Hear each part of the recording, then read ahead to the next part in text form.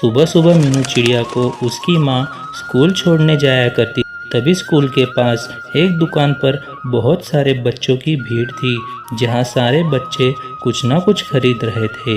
ये सब देख के टूनी चिड़िया अपनी बेटी मीनू चिड़िया से कहती है, अरे बेटा जाओ, तुम्हें भी कुछ खरीदना होगा तो खरीद लो। तभी वो कहती है, नहीं मम्मा, मुझे कुछ भी नहीं खरीदना है। अच्छा, ऐसा क्यों? नहीं मम्मा, टीचर ने कहा है बाहर की चीज़ें हमें नहीं खानी चाहिए। अरे वाह, और क्या क्या सिखाती है तुम्हारी टीचर तुम्हें? हमें कभी लालच नहीं करना चाहिए, हमें बड़ों की सबकी बात माननी चाहिए, और हाँ, बाहर की चीज़ें खाने से हमारे पेट में इन्फेक्शन हो सकता है। हमें कभी कभी खा लेना चाहिए, लेकिन हर रोज़ खाने से हमें ही इससे नुकसान होगा। हो मेरी प्यारी बेटी, बहुत होशियार हो गई हो तुम। अरे सुनिए, हमारी बच्ची कितनी समझदार हो गई है। कभी वो हमसे कुछ भी नहीं मांगती, हम जो लाके देते खुशी खुशी वो ले लेती है।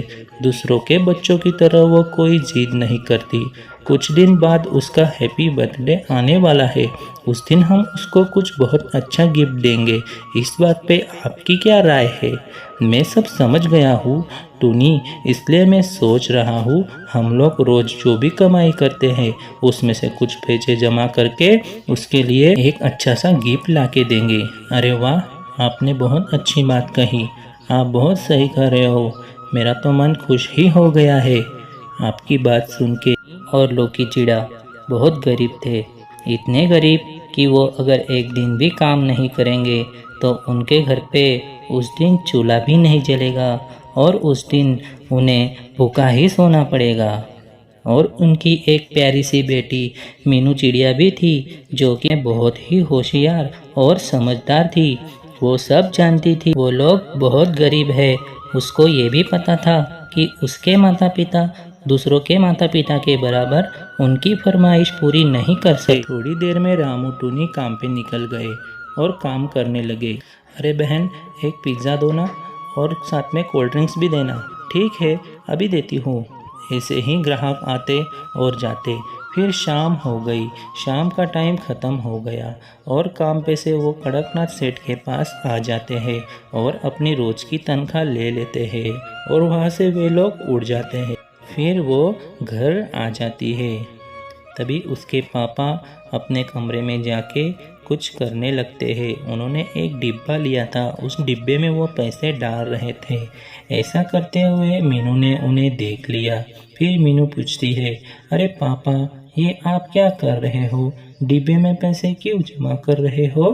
अरे मीनू बेटा, जब हमें सबसे ज़्यादा पैसों की ज़रूरत होगी तभी हम ये पैसे यहाँ से निकाल लेंगे, और हमें किसी के पास उधार मांगने की नौबत ही नहीं आएगी। आपने तो मुसीबत के आने से पहले ही उसका हल निकाल लिया है। इससे मुझे बहुत अच्छी सीख मिली है।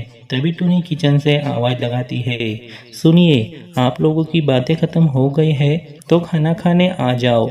टूनी ने मीनू के पसंद के लजीज और अच्छे अच्छे पकवान बनाए थे। सब लोग खाना खाने लग जाते हैं और सब खाना खा लेते हैं, और फिर रात को सब सो रहे होते हैं। तभी मीनू अपनी माँ से पूछ लेती है, माँ, क्या हम कभी इस चंदा मामा को हाथ लगा सकते हैं? नहीं बेटा, हम इन्हें देख सकते हैं, बस यही हमारी बहुत अच्छी किस्मत। बस बेटा, अब रात बहुत हो गई है, चलो अब सो जाते। फिर दूसरी सुबह रोजाना की तरह अपने पति रामू के साथ काम पे चली जाती है। दूसरी तरफ मीनू जब स्कूल से घर लौट रही होती है, तभी उसकी नज़र एक घायल पक्षी पर पड़ती है। तभी वे उसके पास जाके उसका हालचाल पूछती है।